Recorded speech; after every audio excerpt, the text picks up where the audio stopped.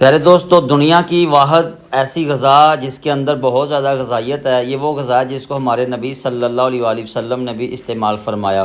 تو آج آپ کو ایسی غذا بتانے والا ہوں جس کے ہزاروں فوائد ہیں، جن کے اندر بہت بڑے بڑے بڑے چند فوائد آپ کو بتانے والا ہوں، جس کے استعمال سے آپ کی ہڈیاں مضبوط ہوں گی، خون پیدا ہوگا، جگر بہتر رہے گا، معدہ مضبوط ہوگا، گردے مضبوط ہوں گے، آپ کے پورے جسم کی فیلنگ ہوگی۔